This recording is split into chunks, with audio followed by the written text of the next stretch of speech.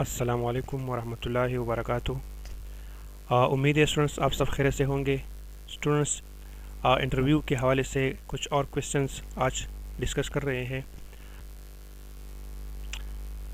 Number first question है, what is the main objective of statistics while applying on numerical data.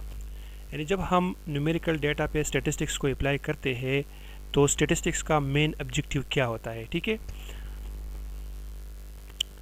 तो इसका answer ये है, the main objective of statistics is summarization of numerical data.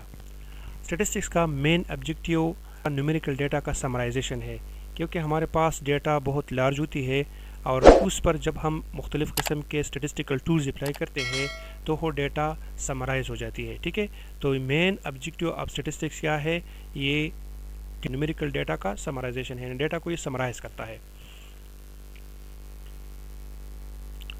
अच्छा जी, second number question है, what is meant by interpretation of data.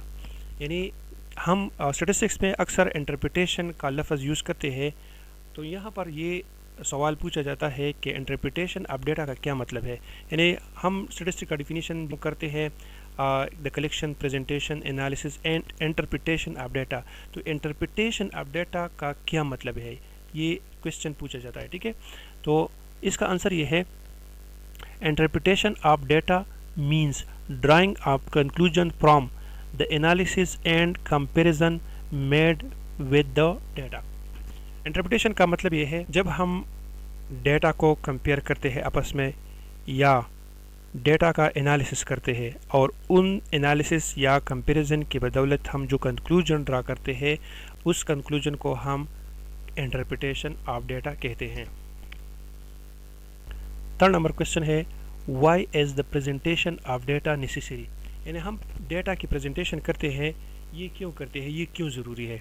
Presentation of data refers to a meaningful and orderly assembly and display of data so that the significant attributes of the data can be determined.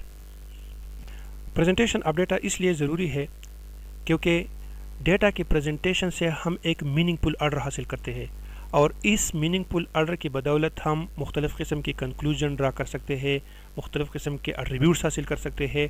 तो data के लिए ये presentation बहुत ज़रूरी है, क्योंकि जब हम प्रेजेंटेशन नहीं करते तो हमारे लिए एनालिसिस करना थोड़ा सा मुश्किल बन जाता है। ठीक है, तो एनालिसिस के लिए प्रेजेंटेशन बहुत ज़रूरी है, बहुत ज़रूरी है, मस्ट है।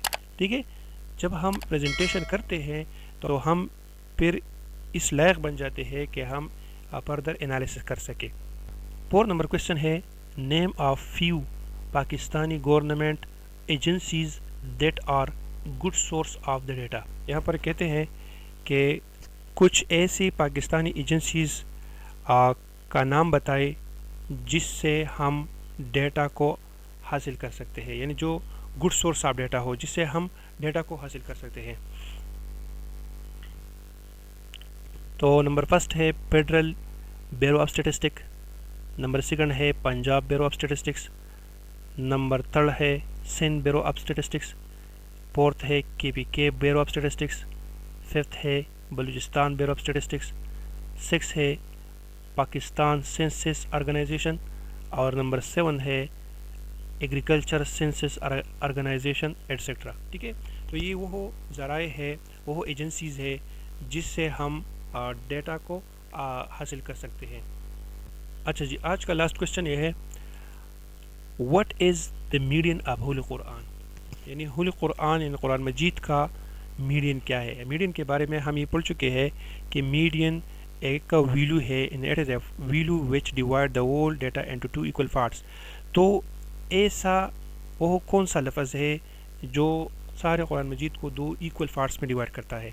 तो वो 15 नंबर पारा में है वल यतलत्तफ। तो ये एक लफ्ज़ है जो 15 पारा में बोल्ड लेटर में लिखा गया है, यही कुरान मजीद का मीडियन कहलाता है। ठीक है।